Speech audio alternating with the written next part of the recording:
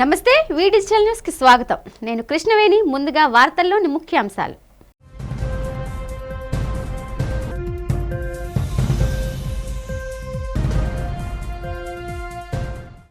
ముఖ్యమంత్రి చంద్రబాబు అధ్యక్షతన అమరావతిలో జరుగుతున్న జిల్లా కలెక్టర్ల 2 రోజుల సదస్సు. WhatsApp governance, land survey, RTGS, revenue సమస్యలపై సమీక్ష.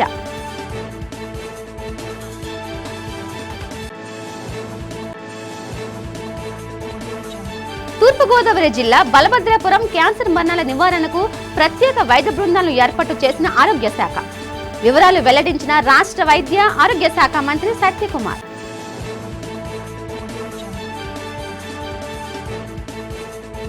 వెంకటాపురంలో ఎల్జీ పాలిమర్స్, ఎల్జీ ఇండియా ఆధ్వర్యంలో నిర్వహించిన మెగా మెడికల్ క్యాంప్ కార్యక్రమంలో ముఖ్య అతిథిగా పాల్గొని వైద్య శిబిరాన్ని ప్రారంభించిన ఎమ్మెల్యే గణబాబు.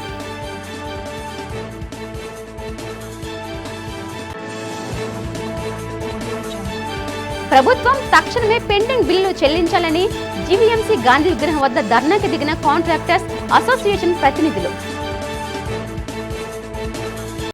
ఇప్పుడు వివరాలు చూద్దాం. సంక్షేమం, అభివృద్ధి, స్వపరిపాలనపై జిల్లా కలెక్టర్లు దృష్టి సారించాలని, ప్రభుత్వం యొక్క ఇమేజ్ను కాపాడుతూ ప్రజలకు వెల్ఫేర్ సక్రమంగా అందేలా కృషి చేయాలని ముఖ్యమంత్రి చంద్రబాబు కలెక్టర్లను సూచించారు.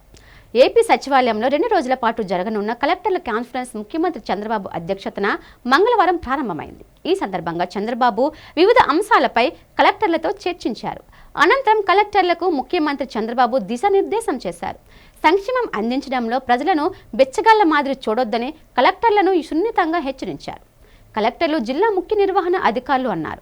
ఏసీ రూమ్లకు కలెక్టర్లు పరిమితం కాకూడదని, విజన్ 2047పై ప్రధానంగా కలెక్టర్లు దృష్టి పెట్టాలని సూచించారు. పెన్షన్లు ప్రభుత్వం అత్యంత ప్రతిష్టాత్మకంగా తీసుకుందని చెప్పారు. సోలార్ పవర్లో భాగంగా 20 లక్షల మందికి సోలార్ పవర్ ఇవ్వడంలో కలెక్టర్లు ప్రత్యేక దృష్టి పెట్టాలన్నారు. భవిష్యత్ ప్లాన్ చేసే పనిలో కలెక్టర్లు ఉండాలని స్పష్టం చేశారు. 5 సంవత్సరాలు నా సుదీర్ఘమైన రాజకీయ అనుభవం నేను చూసినప్పుడు ప్రజల్లో అంత ఫ్రస్ట్రేషన్ ఎప్పుడు రాలా.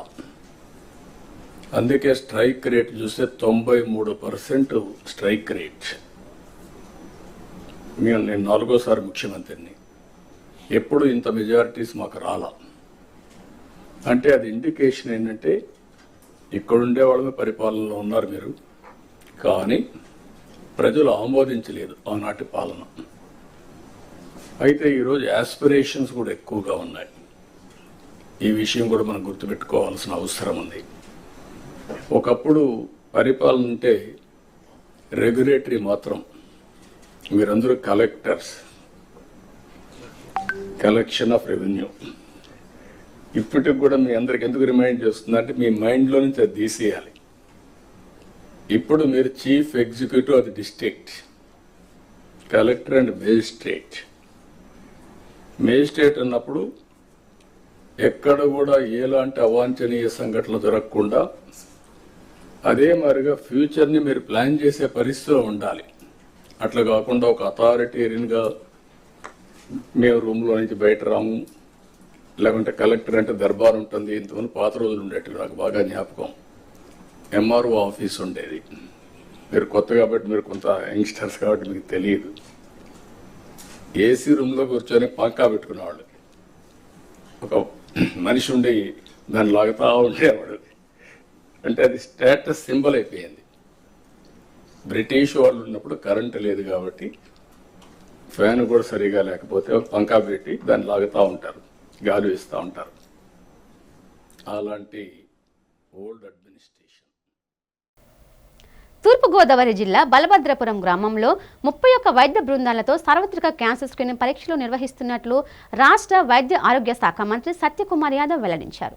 ఈ సందర్భంగా సచివాలయంలో ఆయన మీడియాతో మాట్లాడారు. ఇటీవల అసెంబ్లీ సమావేశాల్లో అనపర్తి ఎమ్మెల్యే నల్లమిల్లి రామకృష్ణారెడ్డి బలభద్రపురంలో క్యాన్సర్ కేసులు అధికంగా నమోదవడంతో పాటు మరణాలు కూడా సంభవిస్తున్నట్లు సమదృష్టికి తీసుకొచ్చినట్లు ఆయన పేర్కొన్నారు. అందుకు అనుగుణంగా ఆరోగ్య, వైద్య మరియు కుటుంబ సంక్షేమ శాఖ ఆధ్వర్యంలో గ్రామంలో సమగ్ర క్యాన్సర్ సర్వేను ప్రారంభించడం జరిగిందన్నారు.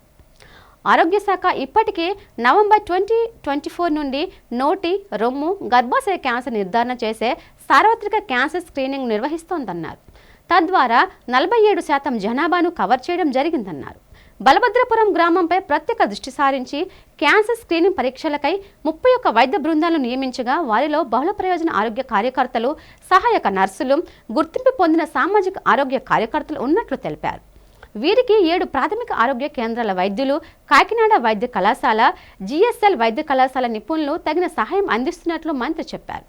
ప్రస్తుత సర్వే ద్వారా అనుమానిత క్యాన్సర్ కేసులు గుర్తించడం, గత 3 ఏళ్లుగా క్యాన్సర్ వల్ల సంభవించిన మరణాలను నమోదు చేయడం వంటివి చేస్తున్నారన్నారు. అయితే మేము నిర్వహించిన ఈ సర్వేలో మొదటి సర్వే మేము నవంబర్ 14 తేదీ మొదలుపెట్టి 6 నెలల్లో ఈ 4,10,00,000 మందికి పరీక్షలు నిర్వహించాలని ఒక టార్గెట్ పెట్టుకుంటే ఇప్పటిదాకా 47 లక్షలు. ఎందుకంటే ప్రజలు కాస్త వాలంటరీగా ముందుకు రాకపోవడం ప్రధాన కారణం. అందుకని గతంలో కూడా అనేక సార్లు పత్రికా మాధ్యమంగా కానీ అనేక వేదికల మీద కూడా మేము ప్రజల్ని ఈ విషయం మీద అవగాహన కల్పించే ప్రయత్నం చేశాం. ఇది ఒక ఎత్తు అయితే బలభద్రపురానికి సంబంధించి ఇప్పుడు మేము చెప్పినట్టుగా ఈ జరగడం అనేక రకాల కథనాలు, వార్తలు వీటి మీద రావడంతో మేము వీటి మీద సమీక్ష నిర్వహించి నేను చెప్పినట్టు 31 మెడికల్ టీమ్స్ని అక్కడ పంపడం జరిగింది. దాంట్లో మొత్తంగా 2 రోజుల పాటు 22, 23 మార్చి రోజుల్లో మొత్తం 10,800 మంది అక్కడ జనాభా ఉంటే 3,500 హౌస్ హోల్డ్స్ ఉన్నాయి. వాటిలో ఎలిజిబుల్ 2,803 హౌస్ హోల్డ్స్కి గాను 8,830 ఇండివిజువల్స్ని ఎలిజిబుల్ అంటే 18 లోపల చిన్న పిల్లలు చేయం కాబట్టి ఆ ఎలిజిబుల్ క్యాండిడేట్లని 8,830 మందిని చేయగా దాంట్లో 38 కేసులు సస్పెక్టెడ్ కేసెస్ వచ్చాయి. గతంలో ఇప్పటికే కన్ఫర్మ్ అయ్యి ట్రీట్మెంట్ తీసుకుంటున్న కేసులు 17 కేసులు ఉన్నాయి. కన్ఫర్మ్ అయ్యి ట్రీట్మెంట్ పూర్తయిన కేసులు 15 కేసులు ఉన్నాయి.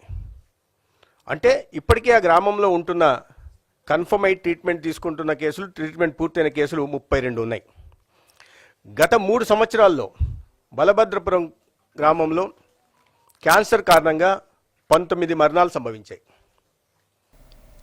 ఉత్తరాంధ్ర ఆరాధ్య దైవం, ప్రముఖ పుణ్యక్షేత్రంగా విరాజిల్లుతున్న సింహాచలం శ్రీ వరాహ లక్ష్మీ నరసింహస్వామి వారి నిత్య కళ్యాణం అత్యంత వైభవంగా జరిగింది. అజిత సేవల్లో భాగంగా అర్చక స్వాములు ఉత్సవమూర్తిని గోవిందరాజస్వామిని ఉభయ దేవతలతో మండపంలో అధిష్ఠింపచేశారు. నిత్య కళ్యాణంలో పాల్గొన్న భక్తులు గోత్రనామాలతో సంకల్పం చెప్పి పంచరాత్ర గమశాస్త్రం విధానంలో విశ్వకేశ ఆరాధన, పుణ్యవచనాలతో కార్యక్రమానికి శ్రీకారం చుట్టారు. కంకణ ధారణ, నూతన యజ్ఞపవిత సమర్పణ, జీలకర్ర, బెల్లం, మాంగళ్య ధారణ, తలంబ్రాల ప్రక్రియను కమనీయంగా జరిపించారు. మంత్రపుష్పం, మంగళ శాసనాల తర్వాత భక్తులకు వేదశిరవచనాలు, శేష వస్త్రాలు, స్వామివారి ప్రసాదాలు అందజేశారు. అనంతరం స్వామివారి అంతరాల దర్శనం కల్పించారు.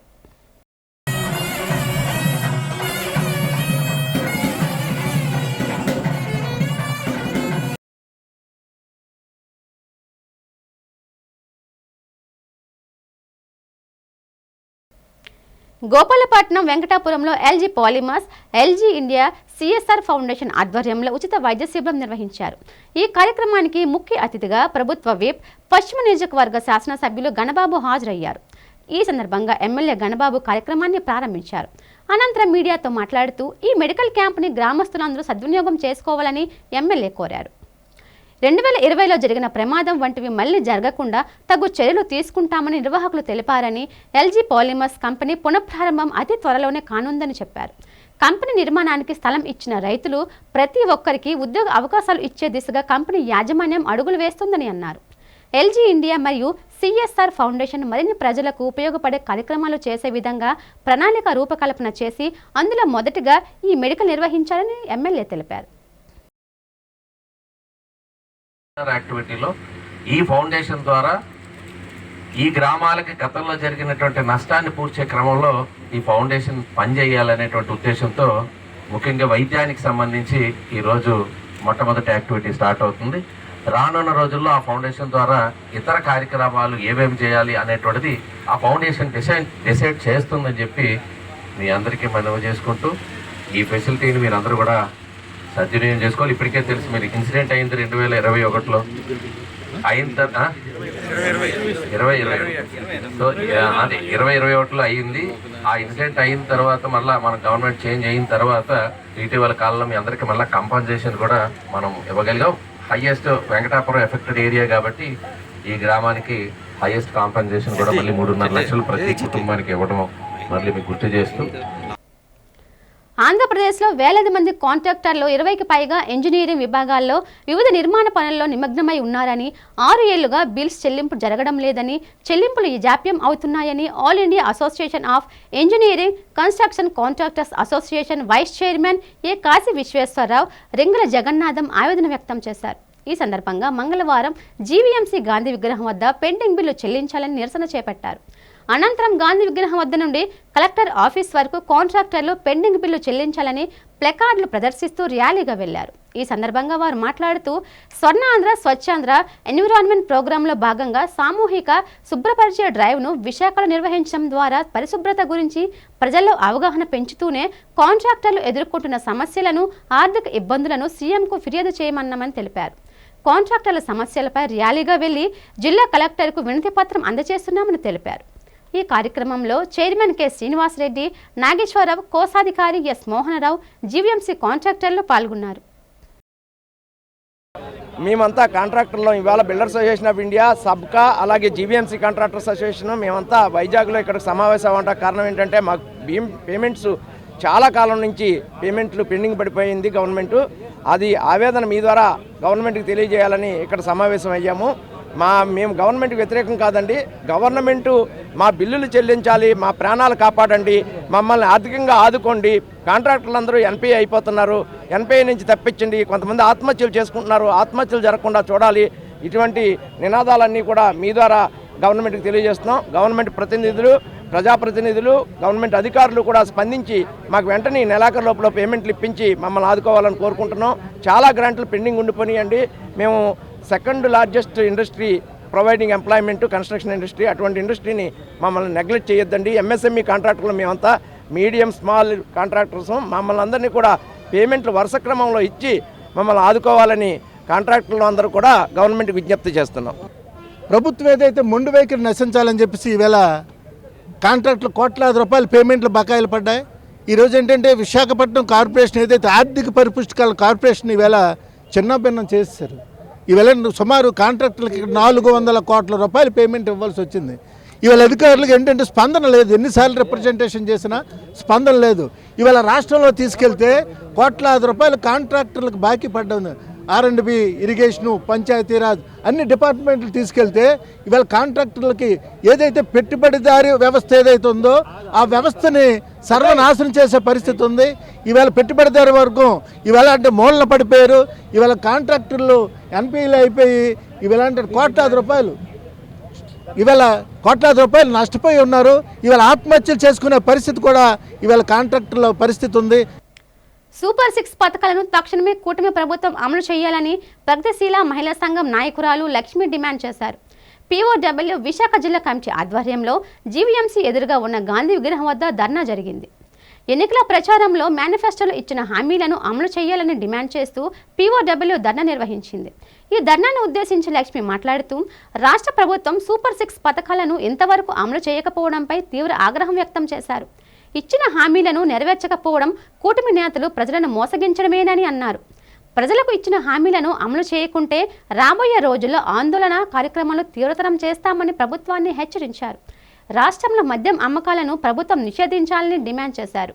మద్యం అమ్మకాల వలన పేదల జీవితాలు నాశనమవుతున్నాయని, మహిళలపై హింస పెరుగుతోందని లక్ష్మి ఆవేదన వ్యక్తం చేశారు. ప్రభుత్వం ప్రకటించిన సూపర్ 6 పథకాలని వెంటనే అమలు చేయాలని డిమాండ్ చేస్తూ POW రాష్ట్ర వ్యాప్తంగా పిలుపునివ్వడం జరిగింది. ఆ పిలుపులో భాగంగా విశాఖ జిల్లాలో కూడా ఈరోజు గత ప్రభుత్వం యొక్క వైఫల్యాలు ఎంత కారణమో ఈ ప్రభుత్వం అధికారంలోకి రావడానికి కూటమి ప్రభుత్వము తాము ఎలక్షన్ సందర్భంగా ఇచ్చిన సూపర్ 6 హామీలు ఆ విధంగా పనిచేశాయి.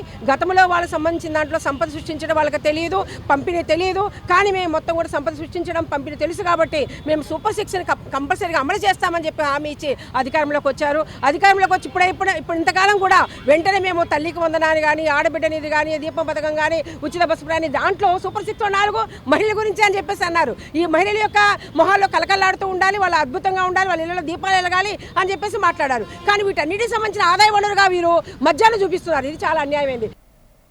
కూటమి నేతలకు జీవీఎంసీ పీఠం దక్కించుకోవాలనే కోరిక ఏమాత్రం లేదని జనసేన నేత కార్పొరేటర్ పీతల మూర్తి యాదవ్ తెలిపారు.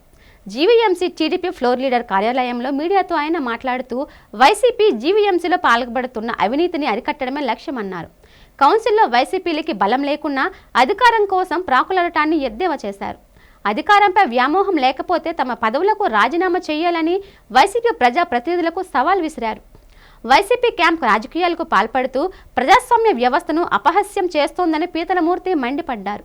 ఈ నెలలో జరగనున్న వైసీపీ ప్రజాప్రతినిధుల జీవీఎంసీ బడ్జెట్ సమావేశాలకు హాజరు కావాలని అన్నారు. వైసీపీ పాలకుల హయాంలో జీవీఎంసీలు ఎన్నో అన్యాయాలు, అక్రమాలు, అవకతవకలు జరిగాయని పీతలమూర్తి ఆరోపించారు. వాటి అన్నింటిపైన తమ ప్రభుత్వం నిగ్గు తేలుతుందని హెచ్చరించారు. మహావిశాఖ నగరపాలక సంస్థ రాష్ట్రంలోనే అత్యంత పెద్ద నగరపాలక సంస్థ.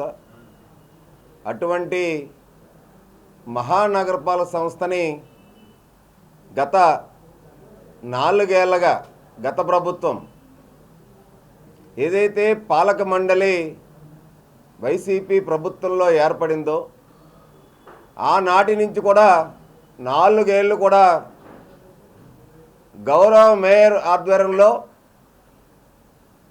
నగర అభివృద్ధిని గాలికి వదిలేసి కేవలం అభివృద్ధి ముసుగులో అవినీతికి పాల్పడి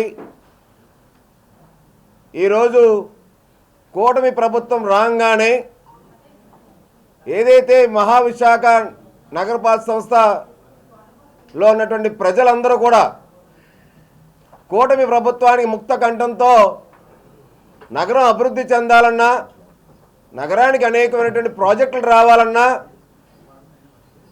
ఈ యొక్క నగరం రాష్ట్రంలోనే ప్రప్రథమ స్థానంలో నిలపాలన్నా కూటమి ప్రభుత్వంతోనే సాధ్యం అని చెప్పి విశాఖ ప్రజలందరూ కూడా తీర్పునిస్తే ఎన్టీఆర్ వైద్య సేవ పథకంలో పనిచేస్తున్న సిబ్బంది తమను ప్రభుత్వ కాంట్రాక్ట్ ఉద్యోగులుగా పరిగణించాలంటూ కలెక్టరేట్ ఎదుట ఆందోళన చేశారు. AP Vaidyamitra contract and outsourcing employees union ఆధ్వర్యంలో ఆందోళన జరిగింది. ఎన్టీఆర్ వైద్య సేవ పథకంలో ఫీల్డ్ సిబ్బందిగా 17 సంవత్సరాలుగా పైగా పనిచేస్తున్న వారిని ప్రభుత్వం కాంట్రాక్ట్ ఉద్యోగులుగా గుర్తించాలని యూనియన్ నేతలు డిమాండ్ చేశారు. ఎన్టీఆర్ వైద్య సేవలో పనిచేస్తున్న ఉద్యోగం మృతి చెందితే 15 లక్షల ఎక్స్ గ్రేషియాగాను 10 లక్షల రూపాయలు రిటైర్మెంట్ బెనిఫిట్గా ఇవ్వాలన్నారు.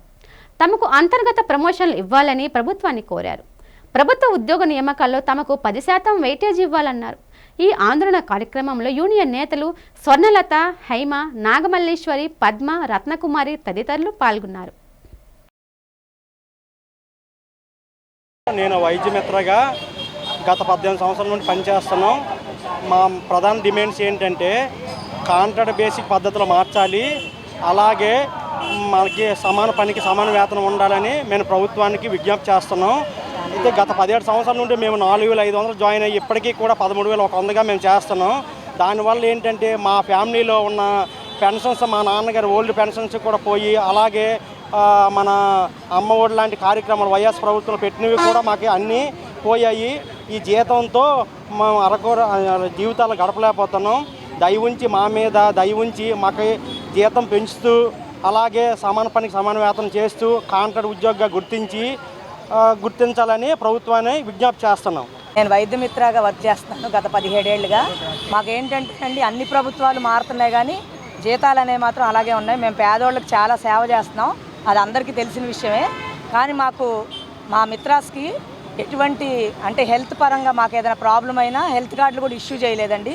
హెల్త్ కార్డులు ఇష్యూ చేయాలి మాకు. గవర్నమెంట్కి మేము శాంతియుతంగా విజ్ఞప్తి చేస్తున్నాం. అలాగే సమాన పనికి సమాన వేతనం, హెచ్ఆర్ పాలసీ అమలు చేయాలని.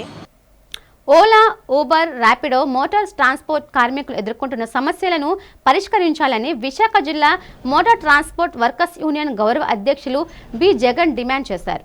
యూనియన్ ఆధ్వర్యంలో జీవీఎంసీ గాంధీ విగ్రహం వద్ద మోటార్ ట్రాన్స్పోర్ట్ వర్కర్స్ ఆందోళన నిర్వహించారు. తమ సమస్యలు పరిష్కరించాలంటూ ఆందోళనకారులు నినాదాలు చేశారు. ఈ సందర్భంగా జగన్ మాట్లాడుతూ కార్మికులు ఎదుర్కొంటున్న సమస్యలను వివరించారు. వారి సమస్యల పరిష్కారానికి ప్రభుత్వం చొరవ చూపాలన్నారు.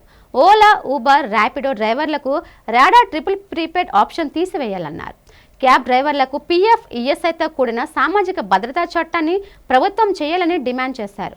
క్యాబ్ డ్రైవర్ల సమస్యల పరిష్కారానికి ప్రభుత్వం చొరవ చూపాలని యూనియన్ నాయకులు డిమాండ్ చేశారు. ఈ కార్యక్రమంలో యూనియన్ నాయకులు, క్యాబ్ డ్రైవర్లు పాల్గొన్నారు.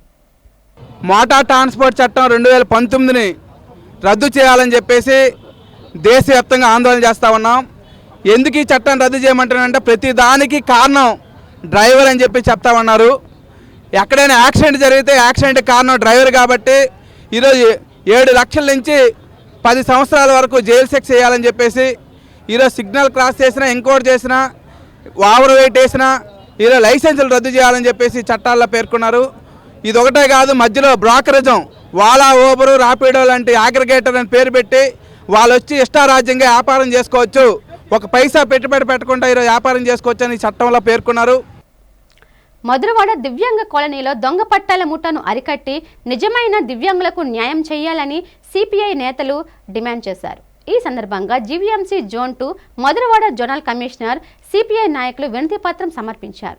ఈ సందర్భంగా సిపిఐ జిల్లా కార్యదర్శి మరుపిల్ల పైడిరాజు మాట్లాడుతూ మధురవాడ దివ్యాంగుల కాలనీలో నకిలీ పట్టాల వ్యవహారంపై సమగ్ర విచారణ చేసి నిజమైన లబ్ధిదారులకు న్యాయం చేయాలని కోరారు.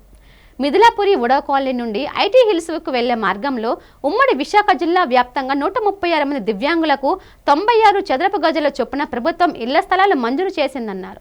ఈ స్థలాలలో దూరభారంగా ఉన్న దివ్యాంగులు ఇల్లు నిర్మించుకోవడం ఆలస్యం అవడంతో ఒక ముఠా ఈ కాలనీలోని ఖాళీ స్థలాలను నకిలీ పట్టాలు సృష్టించి అమ్మకాలు జరుపుతున్నారని ఆరోపించారు. ఇల్లు నిర్మించుకోవడానికి వచ్చిన నిజమైన లబ్ధిదారులైన వారిని బెదిరించి భయపెట్టి వారిని చిత్రహింసలకు గురి చేస్తున్నారన్నారు. ఈ మొత్తం వ్యవహారంపై సమగ్ర విచారణ చేసి దొంగ పట్టాలు సృష్టించి అమ్ముతున్న నకిలీ ముఠా దందాలను అరికట్టి నిజమైన దివ్యాంగులకు రక్షణ కల్పించి న్యాయం చేయాలని భారత కమ్యూనిస్ట్ పార్టీ సిపిఐ తరపున కోరారు. మధురవాడ జోన్ పరిధిలోని మిథిలాపూర్ ఉడా కాలనీ నుండి ఐటీ హిల్ పక్కన దివ్యాంగుల కోసం గత కొన్ని సంవత్సరాల కిందట 136 పట్టాలు 96 గజాల చొప్పున ప్రభుత్వం ఎంతో ప్రయాసలు పడి దివ్యాంగులకు కేటాయించింది.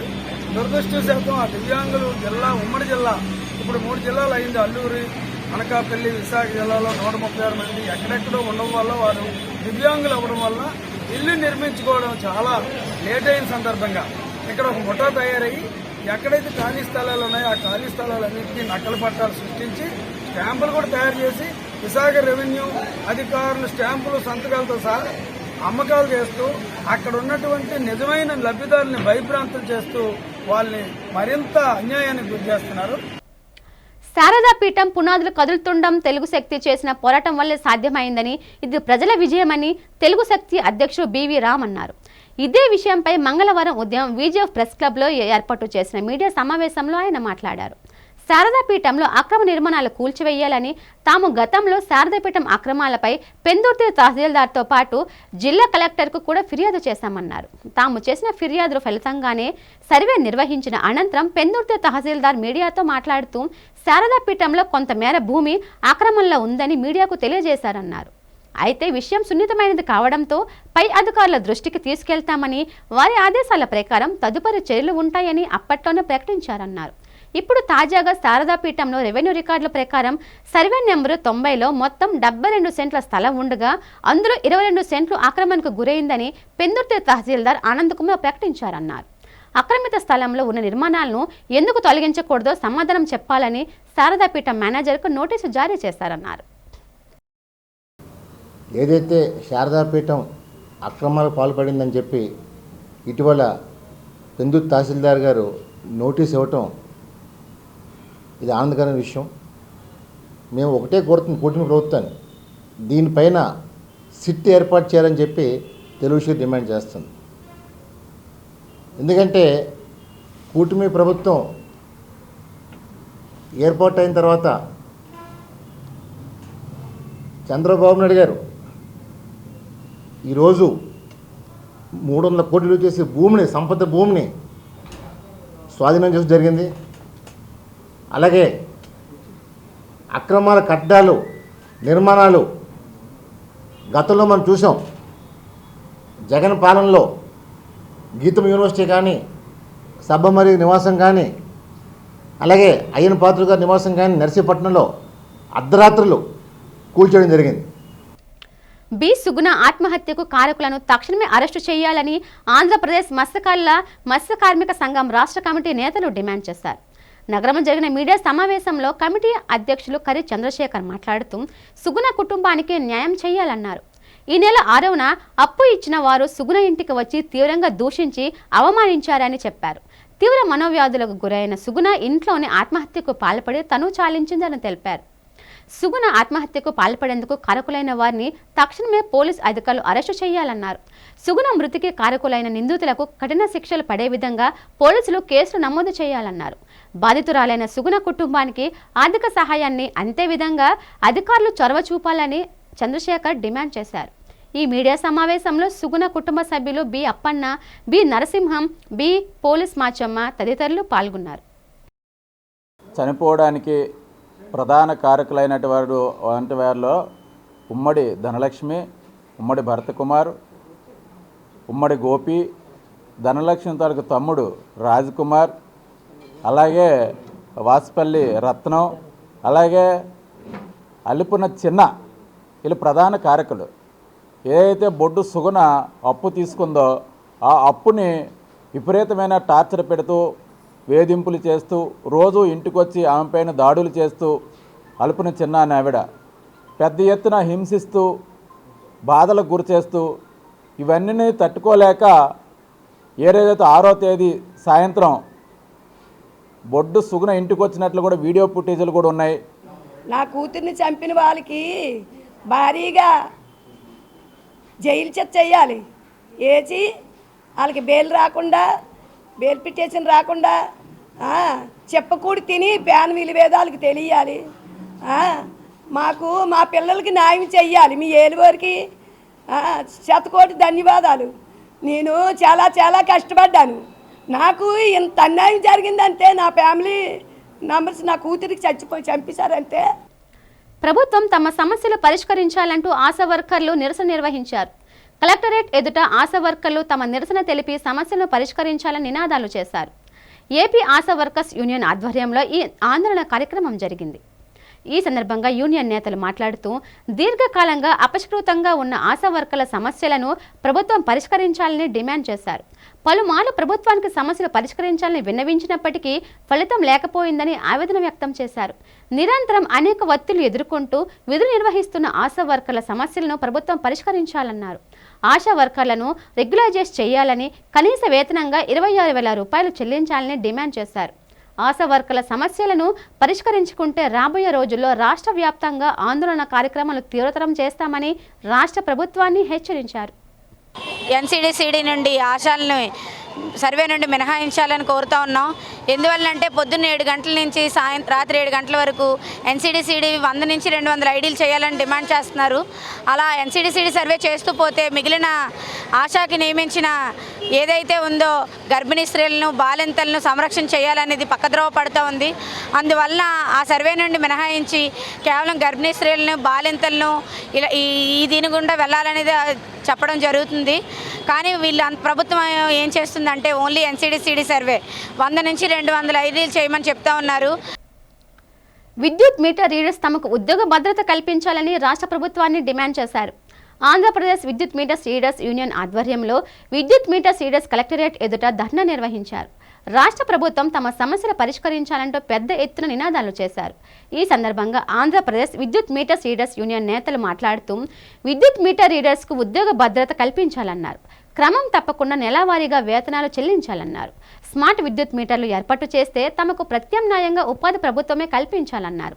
అర్హత ఉన్నవారికి విద్యుత్ సబ్స్టేషన్లో ఉద్యోగ అవకాశాలు కల్పించాలని ప్రభుత్వాన్ని డిమాండ్ చేశారు.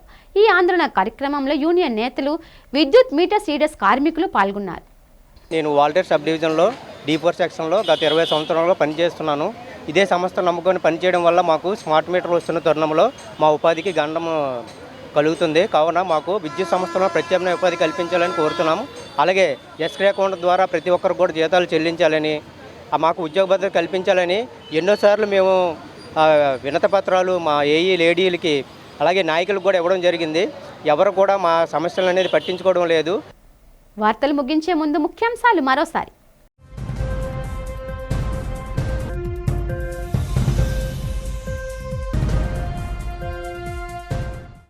ముఖ్యమంత్రి చంద్రబాబు అధ్యక్షతన అమరావతిలో జరుగుతున్న జిల్లా కలెక్టర్ల 2 రోజుల సదస్సు. WhatsApp governance, land survey, RTGS, revenue సమస్యలపై సమీక్ష.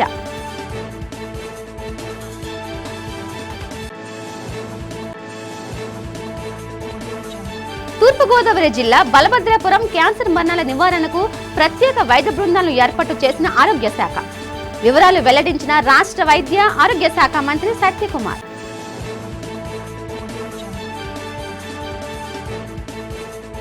వెంకటాపురంలో ఎల్జీ పాలిమర్స్, ఎల్జీ ఇండియా ఆధ్వర్యంలో నిర్వహించిన మెగా మెడికల్ క్యాంప్ కార్యక్రమంలో ముఖ్య అతిథిగా పాల్గొని వైద్య శిబిరాన్ని ప్రారంభించిన ఎమ్మెల్యే గణబాబు.